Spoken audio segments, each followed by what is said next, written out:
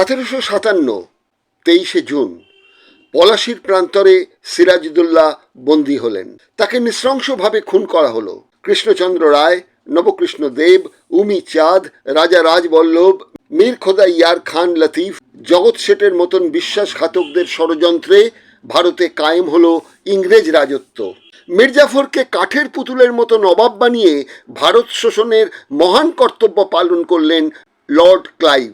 সেসব গল্প কম বেশি সকলেরই জানা, কিন্তু সোশ্যাল মিডিয়ায় ইদানিং যাদবপুর বিশ্ববিদ্যালয়ের অধ্যাপক ঐতিহাসিক অমলেন্দু দের লেখা সিরাজের পুত্র ও বংশধরদের সন্ধানে বইটিকে অবলম্বন করে কেউ কেউ প্রচার করছেন সত্যজিৎ রায় সিরাজের বংশধর। সত্যি কি তাই? সবার আগে বলি, সত্যজিৎ রায় বাঙালি হিসেবে আমাদের গর্বের কারণ। তবু ইতিহাসের নিরিখে বলতেই হয় সত্যজিৎ রায় ভূমিপুত্র বাঙালি নন। তবে তিনি কোন প্রদেশের মানুষের বংশধর? এই দুটি তথ্যের ভিত্তিতে সত্যজিৎ রায়ের 2025-এ 104তম জন্মবর্ষে দিগদর্শনের এই পর্ব। সত্যজিৎ রায় আজ 33 বছর হলো আমাদের মধ্যে নেই, কিন্তু বাঙালির মননে তিনি চির উজ্জ্বল। তার যে প্রশ্ন গুগা বাবা ছবিতে রেখেছেন, তোরা যুদ্ধ করে করবি কি তা বল, আজও প্রাসঙ্গিক।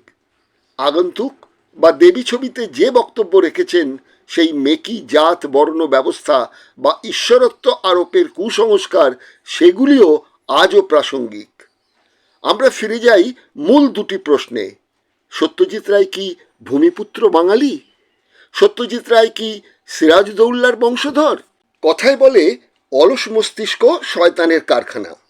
অর্থাৎ দৈহিক পরিশ্রমের চেয়েও গুরুত্বপূর্ণ মানসিক পরিশ্রম। তাই মানসিক অলসতা বেশি ক্ষতি করে। অলস মস্তিষ্ক উৎপন্ন করে চিন্তার জড়তা। অলস মস্তিষ্ক তথ্যানুসন্ধানে বদ্ধ দর্শনে বিশ্বাস রাখে, নতুন তথ্য প্রত্যাখ্যান করে। সত্যের সন্ধান কষ্টকর। অলস মস্তিষ্ক তাই 2 2 4 করে দ্রুত সিদ্ধান্ত নেয়।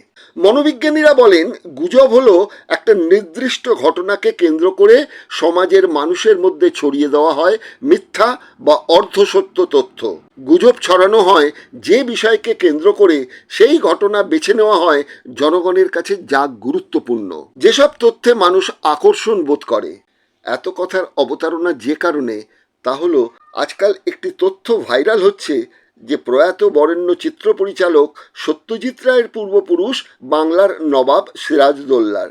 গুজবে বলা হচ্ছে বাংলার নবাব মির্জা মুহাম্মদ সিরাজউদ্দৌলার জীবনী ও বংশ পরিচয় নিয়ে ঐতিহাসিক যাদবপুর বিশ্ববিদ্যালয়ের প্রয়াত অধ্যাপক অমলেন্দু দের সিরাজের পুত্র ও বংশধরদের সন্ধানে বলা হয়েছে, সিরাজের বিশ্বস্ত হিন্দু পারিষদ মোহনলালের এক বোন ছিল, নাম তার মাধবী। তাকে বিয়ে করেছিলেন সিরাজ। মেয়েটির নামকরণ হয় হীরা। কিন্তু বিবাহপূর্ব সম্পর্কের জেরে তাদের একটি সন্তান হয়, কিন্তু সামাজিক কারণে সিরাজ তাকে সন্তান হিসেবে স্বীকৃতি দেননি। পলাশির যুদ্ধে সিরাজের পতনের পূর্বাভাস অনুমান করে মোহনলাল তার ভাগ্নেকে নিয়ে আসেন পূর্ব বাংলার ময়মনসিংহের জমিদার শ্রী কৃষ্ণগোপাল রায়চৌধুরীর কাছে। সেখানেই বড় হতে থাকেন সিরাজপুত্র। সেখানে তার নামকরণ হয় যুগল কিশোর রায়চৌধুরী। জমিদার ও জমিদারের 2 স্ত্রীকে বলা হয়নি তাদের দত্তক পুত্র মুসলমান। একসময় তারা জানতে পারলে স্বামীর সঙ্গে 2 নারীর মনোমালিন্য হয়, যা আদালত পর্যন্ত গড়ায়। সিরাজপুত্র জানতে পারেন তার পিতৃপরিচয়। জমিদার কৃষ্ণগোপাল বলেন, ইংরেজের কানে খবরটা পৌঁছলে সিরাজপুত্রের মৃত্যু হতে পারে, কেননা শত্রুর শেষ রাখা হয় না। সিরাজপুত্রকে তিনি আত্মগোপনের ব্যবস্থা করে দেন। এই যুগল কিশোরের এক সময় বিবাহ হয়। স্ত্রী রুদ্রাণীর 2টি সন্তান হয়, হরকিশোর ও শিবকিশোর। হয় আরও 4টি মেয়ে, কিন্তু ছেলে 2জন বেশি দিন বাঁচেনি। সিরাজপুত্র যুগল কিশোর আবার বিয়ে করেন। দ্বিতীয় স্ত্রী যমুনার ঘরে জন্মায় পুত্র প্রাণকৃষ্ণনাথ রায়চৌধুরী। এই পুত্রের কাছেই তার পিতৃপরিচয় বলে যান যুগল কিশোর। সিরাজউদ্দৌলার পুত্র ময়মনসিংহ জমিদার বাড়িতে পালিত হওয়ার কারণে নাম হয় যুগল কিশোর, এমনটাই দাবি করেন ঐতিহাসিক অমলেন্দু দে তার সিরাজের পুত্র ও বংশধরদের সন্ধানে গ্রন্থে। গ্রন্থটির সমালোচনা করেন আরেক ঐতিহাসিক সুশীল চৌধুরী। এরপর এই সময় বাংলা দৈনিক 16 মে 2013 সালে এই পত্রিকায় চিঠিপত্র সম্পাদকীয় কলমে এক পত্রযুদ্ধও হয়, কিন্তু সে যুদ্ধ হয় সিরাজপুত্র যুগল কিশোরকে নিয়ে। সুশীল চৌধুরী বলেন, যুগল কিশোরকে তার মাত্র 6 বছর বয়সে মাতুল মোহনলাল ব্রিটিশের হাত থেকে বাঁচাতে 1757 সালের 23শে জুন তাকে নিয়ে আসেন ময়মনসিংহের জমিদার কৃষ্ণগোপাল রায়চৌধুরীর কাছে। হিসেব মতো যুগল কিশোরের জন্ম সন 1751। সুতরাং যুগল কিশোর কি করে জানলো যে তার পিতা সিরাজদৌল্লা? তার বয়স তো তখন মাত্র 3। পত্রযুদ্ধে সুশীল চৌধুরী লিখেছেন, এ ব্যাপারে আমার সবচেয়ে বড় প্রশ্ন ছিল যে আলীবর্দী সিরাজ হীরার বিবাহ দেন এমন চাঞ্চল্যকর ঘটনার কথা ফার্সি ইতিহাসে ইউরোপীয় নথিপত্রের কথা নয় বাদই দিলাম, উল্লেখ পর্যন্ত নেই কেন? তার উত্তরে লেখক একেবারে নীরব। তাও তর্কের খাতিরে না হয় ধরেই নিলাম যে এটা বলে লেখক বোঝাতে চেয়েছেন যে 3 বছরের যুগল কিশোর জানতো না যে সে সিরাজপুত্র। অথচ লেখক তার বইতে স্পষ্ট করে বলেছেন যে এ খবর মোহনলাল খুব গোপনে রেখেছিলেন এবং তিনিও তার 2 বন্ধু ছাড়া কেউ এটা জানতো না। তাই প্রশ্ন ওঠে, যুগল কিশোর কি করে এবং কবে জানতে পারলেন যে তিনি সিরাজের পুত্র? তার কোনো উত্তর কিন্তু নেই লেখকের চিঠিতে। অমলেন্দু দে নাকি লিখেছেন, সত্যজিৎ রায়ের পিতামহ উপেন্দ্র কিশোর রায়চৌধুরী সিরাজের বংশধর, কিন্তু অমলেন্দু দে তার গ্রন্থে কোথাও একথা লেখেননি। তবে হ্যাঁ, অমলেন্দু দে সিরাজের বংশধর হিসেবে একজন উপেন্দ্র কিশোর রায়চৌধুরীর কথা লিখেছেন বটে, তবে সেই ব্যক্তি কিন্তু অন্য একজন। সত্যজিৎ রায়ের পরিবারের সঙ্গে তার কোনো সম্পর্ক নেই। বিষয়টি একটু বিস্তারিত তথ্য জানলে দর্শকদের কাছে একটা স্বচ্ছ ধারণা গড়ে উঠবে বলেই পিছিয়ে যাচ্ছি ইতিহাসের পাতায়। এই ব্যাপারে সহায়ক হয়েছেন বাংলাদেশের ব্লগার হাবিব আহমেদ দত্ত চৌধুরী। তিনি তার দেশনায়ক সুভাষ আমার প্রেরণা শীর্ষক ব্লগে প্রকাশ করেছেন 217 সালের 10ই জুলাই। ব্লগার লিখেছেন, যুগল কিশোর প্রথম বিয়ে করেছিলেন ফরিদপুর জেলার জাপুর গ্রামের ভট্টাচার্য বংশের রুদ্রাণী দেবীকে।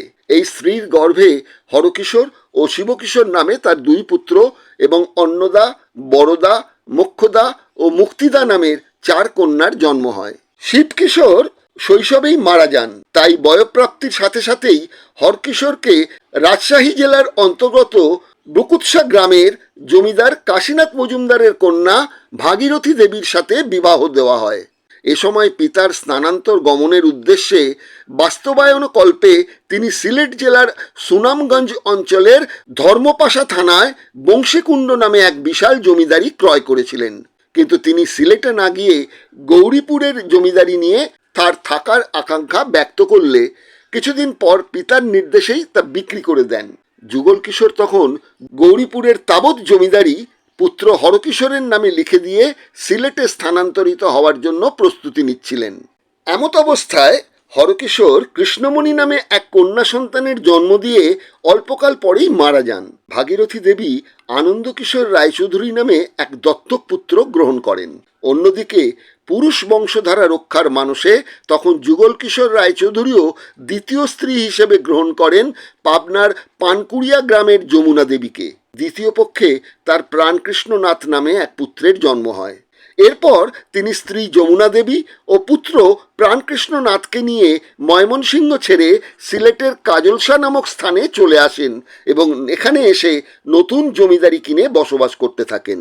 ব্লগার হাবিব আহমেদ দত্ত চৌধুরী সিরাজপুত্র যুগল কিশোর বংশ তালিকার পরিচয় দিতে গিয়ে আরও লিখেছেন, প্রাণকৃষ্ণনাথ পরবর্তীতে পিতৃ জমিদারি গ্রহণ করেন। প্রাণকৃষ্ণনাথ রায়চৌধুরীর প্রথম পুত্র কাজল 12 বছর বয়সে মারা যায়। দ্বিতীয় পুত্র সৌরীন্দ্র কিশোর রায়চৌধুরী ব্রিটিশ বিরোধী আন্দোলনে জড়িয়ে পড়েন। তার জীবনের সময়কাল ছিল 1836 থেকে 1921। এই বিষয়টি জানতে পেরে অত্যন্ত আতঙ্কিত হয়েছিলেন প্রাণকৃষ্ণনাথ। পুত্র সৌরীন্দ্র কিশোরকে নিজেদের পারিবারিক পরিচয় সম্পর্কে অবগত করে এই সকল বিষয় থেকে দূরে থাকার পরামর্শ দেন তিনি। পিতার পরামর্শে এবং ইংরেজিদের হাত থেকে বাঁচতে নাম বদল করে তিনি লেখাপড়ায় মন দেন। সৌরীন্দ্র কিশোর নাম পাল্টে প্রথমে প্রসন্নচন্দ্র রায়চৌধুরী ও পরে প্রসন্ন কুমার দে বলে পরিচিত হন। প্রসন্ন কুমার দে পারিবারিক এক সমস্যার কারণে সিলেট সদরের জমিদারি ছেড়ে সুনামগঞ্জ মহকুমা শহরে চলে যান। সেখানে ধর্মপাশার বংশীকুণ্ড নামক স্থানে, যেখানে তার জ্যেষ্ঠ হরকিশোর রায়চৌধুরী জমিদারি ক্রয় করে নতুন নাম গ্রহণ করেন লালা প্রসন্ন কুমার দে। এই শহরের উকিলপাড়ায় ছিল তাদের বাসস্থান। এবার আমরা পৌঁছে গেছি উপেন্দ্র কিশোর প্রসঙ্গে। ব্লগার জানিয়েছেন, প্রসন্ন কুমার দে ওরফে প্রসন্নচন্দ্র রায়চৌধুরী ওরফে সৌরীন্দ্র কিশোর রায়চৌধুরী 3টি বিয়ে করেন। প্রথম স্ত্রী ত্রিপুরেশ্বরী দেবীর গর্ভে 1টি, দ্বিতীয় স্ত্রী মোহিনীর গর্ভে 2টি এবং তৃতীয় স্ত্রী হিরণময়ীর গর্ভে 6 পুত্র ও 1 কন্যা সন্তান জন্ম নেয়। প্রথম স্ত্রী ত্রিপুরেশ্বরী দেবীর গর্ভে জন্ম নেওয়া সন্তানের নাম হল উপেন্দ্র কিশোর রায়চৌধুরী। তিনি যৌবনকালেই স্থায়ীভাবে বরিশালবাসী হয়েছিলেন। উল্লেখ্য যে এই উপেন্দ্র কিশোর রায়চৌধুরী ও সাহিত্যিক উপেন্দ্র কিশোর রায়চৌধুরী দুজনেই কিন্তু ভিন্ন ভিন্ন ব্যক্তি। এবার দর্শকরা দেখুন সত্যজিৎ রায়ের পিতামহ উপেন্দ্র কিশোরের জন্মবৃত্তান্ত। সিরাজের বংশধর প্রসন্ন কুমার রায়চৌধুরীর জীবনকাল 1836 থেকে 1921। তার পুত্র উপেন্দ্র কিশোর। সেখানে সত্যজিৎ রায়ের পিতামহের জন্ম 1863 সালে, প্রয়াত হয়েছেন 20 ডিসেম্বর 1915 সালে। সাহিত্যিক উপেন্দ্র কিশোর রায়চৌধুরীর পিতার নাম কালীনাথ রায়। সুপণ্ডিত হওয়ার কারণে তাকে সবাই শ্যামসুন্দর মুন্সী নামে সম্বোধিত করতেন। উপেন্দ্র কিশোরের পিতা কালীনাথের ছিল 5 পুত্র ও 3 কন্যা। অন্যদিকে আমরা আগেই জেনেছি সিরাজ বংশধর উপেন্দ্র কিশোরের পিতা প্রসন্ন কুমারের ছিল 3 স্ত্রী এবং সন্তান সন্ততির সংখ্যা ছিল 10, পুত্র সংখ্যা ছিল 6। সে যুগে দত্তক নেওয়া রাজপরিবারে বা জমিদার পরিবারে ছিল স্বাভাবিক ব্যাপার, কিন্তু উদরপিণ্ডি বুদর ঘাড়ে চাপালে সে তো গুজব। ঐতিহাসিক প্রয়াত অমলেন্দু দের এই গবেষণাধর্মী বইটিকে নস্যাৎ করে জবাব দিয়েছেন আন্তর্জাতিক ঐতিহাসিক পলাশী মুর্শিদাবাদের ইতিহাস নিয়ে যিনি সবচেয়ে বেশি গবেষণা করেছেন, সেই সুশীল চৌধুরী। তিনি বলেছেন, কোনো ইতিহাসে সিরাজ সঙ্গী মোহনলালের মাধবী নামের কোনো বোনের তথ্য নেই। কিন্তু মুশকিল হলো অমলেন্দু দে মারা গেছেন 2014 সালের 16ই মে, আর সুশীল চৌধুরী মারা গেছেন 2019 সালের 1 মার্চ। সুতরাং সত্য তথ্য উদ্ঘাটনের সুযোগ তেমন নেই। প্রশ্ন, সত্যিই কি সত্য উদ্ঘাটনের কোনো সূত্র নেই? সেটাই এখন আলোচ্য বিষয়। সিরাজের জন্ম 1733 সালে, মৃত্যু 2রা জুলাই 1757 সালে। প্রয়াত অমলেন্দু দের কথা মতো মোহনলাল সিরাজের পুত্রকে নিয়ে 1757 সালের শুরুতে নিয়ে যান ময়মনসিংহে, অর্থাৎ 2025-এর মে মাসে সময়ের হিসেবে প্রায় 293 বছর। কিন্তু এক তথ্য বলছে সত্যজিৎ রায়ের পিতৃপুরুষের ইতিহাস আরও পুরনো, প্রায় 1600 সালের ইতিহাস, অর্থাৎ সিরাজের জন্মের 133 বছর আগের। বিহারের বাসিন্দা ক্ষত্রিয় বংশজাত রামসুন্দর দেও পেশাগত কারণে চলে আসেন বাংলার নদিয়ার চাকদহে। পদবী পাল্টে হয়ে যায় দেব। জাতিগতভাবে বলা হয় দক্ষিণ রাঢ়ী কায়স্থ। রামসুন্দরের প্রপৌত্র রামনারায়ণ চলে যান পূর্ব পাকিস্তানের অধুনা বাংলাদেশের ময়মনসিংহ জেলার কিশোরগঞ্জ কাঠিয়াদি উপজেলার 7 কিলোমিটার দূরের মসুয়া গ্রামে। কাঠিয়াদি উপজেলার নামকরণের ইতিহাস বলছে সেখানে থাকতেন একজন পাগলাবেশী দরবেশ, নাম ছিল কোটি। সেখান থেকে কাটিয়াদি। সত্যজিৎ রায়ের বাড়ি ছিল কাটিয়াদি বাসস্ট্যান্ড থেকে 6 কিলোমিটার দূরে। রামনারায়ণেরই বংশধর কালীনাথ, হরিকিশোর ও শুভেন্দ্র কিশোর। কথিত আছে সত্যজিৎ রায়ের পূর্বপুরুষ রামসুন্দর দেও, যিনি পরবর্তীকালে দেব হন, তিনি বাংলাদেশে প্রথম আসেন শেরপুরে। শেরপুর বাংলাদেশের ময়মনসিংহ বিভাগের একটা প্রশাসনিক অঞ্চল, অর্থাৎ 1829 সাল থেকে 2000 পর্যন্ত যা ছিল ঢাকা বিভাগে। আমি তো বলছি 1600 খ্রিস্টাব্দের কথা। বর্তমানের শেরপুর বাংলাদেশের রাজধানী ঢাকা থেকে 198 কিলোমিটার উত্তরে। মুঘল সম্রাট আকবরের আমলে এই শেরপুরের নাম ছিল দশকাহানিয়া বাজু। সেই সময় এখানে আসতে ব্রহ্মপুত্র নদ পেরিয়ে অটোরিকশায় 10 কাহন কড়ি দিতে হতো। এই শেরপুরের যশোদন অঞ্চলের জমিদার রাজা গুণীচন্দ্রের সঙ্গে রামসুন্দর পরিচিত হন। রামসুন্দর দেখতে সুন্দর ছিলেন, ছিল প্রচণ্ড বুদ্ধিমত্তা। রাজা গুণীচন্দ্র তার প্রতি আকৃষ্ট হয়ে তাকে নিজ কন্যার সঙ্গে বিবাহ দেন।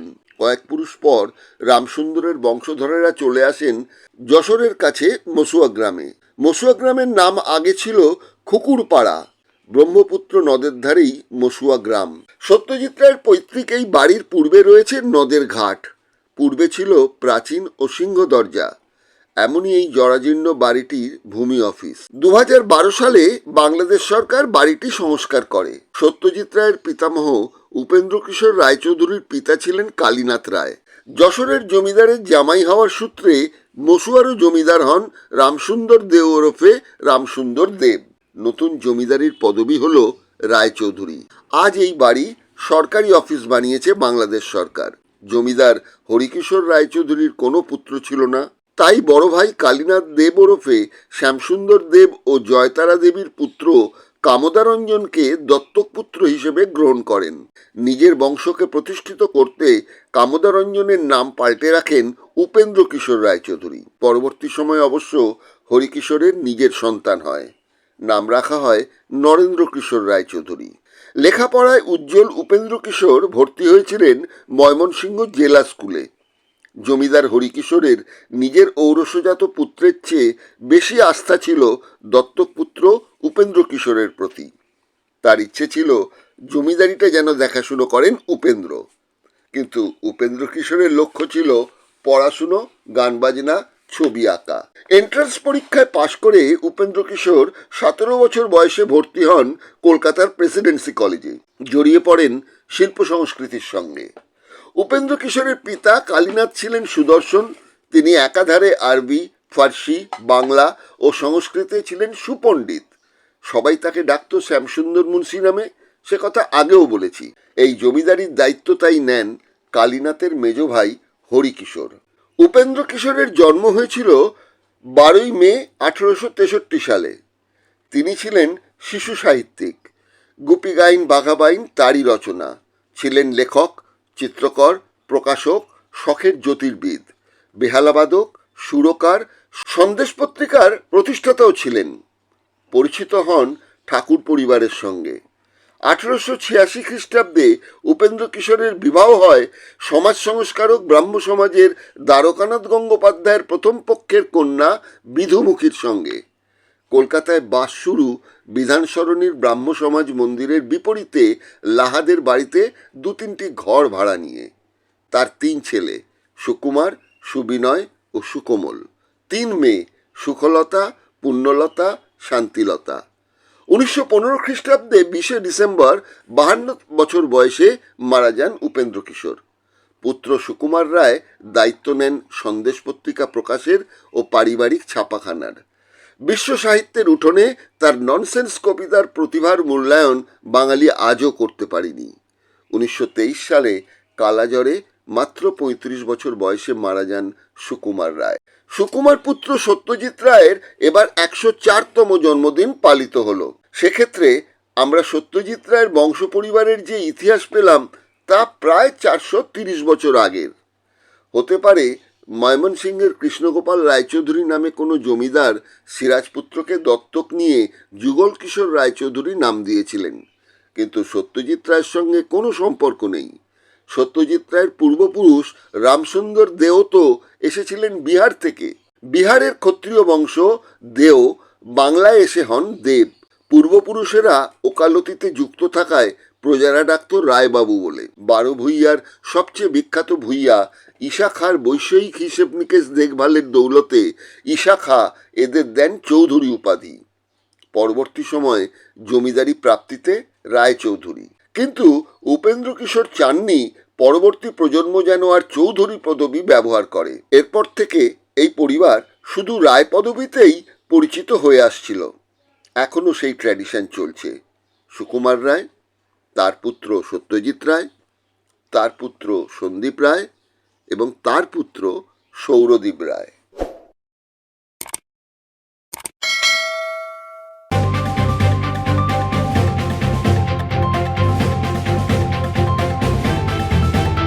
রংহীন সংবাদ আর অজানা তথ্যের জন্য দেখুন দিগদর্শন, 10-এর পাশে, দেশের সাথে।